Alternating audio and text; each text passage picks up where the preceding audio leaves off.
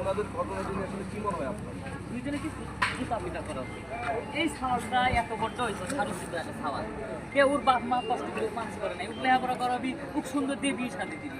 এই ছোট ছোট সাওয়াল এই বুড়ো মহিলাকে নিয়ে আসে ও বিয়ে করবে। আবেগ আবেগ এত আসে করছে না, আমার আবেগ আছে না। আর এই মহিলা গেদা বাস্তাটা নিয়ে আসে এই সাওয়ালে করছে আমি বিয়ে করবো।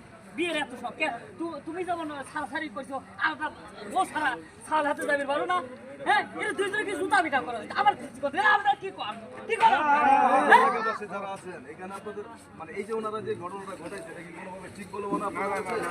এদেরকে পুলিশে দেওয়া উচিত। এখন এই যে ছেলে যেটা দাবি করতেছে যে এই মেয়ে ওনাকে টেনে তাদের থানায়া তোমার সাথে রিলেশন করতে, এটাকে আসলে আমি ওনাকে বিয়ে করতে চাইতেছি, উনি আমাকে বিয়ে না করে এখান থেকে যাইতে পারবো না।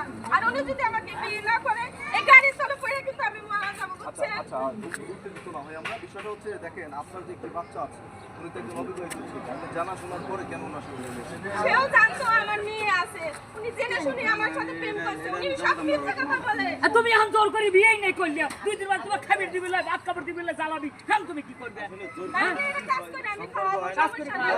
কোনোভাবে তাকে ছাড়বেন না, বিয়ে না, করতে হবে। হ্যাঁ আমাকে বিয়ে করতেই হবে। এই যে আপনাকে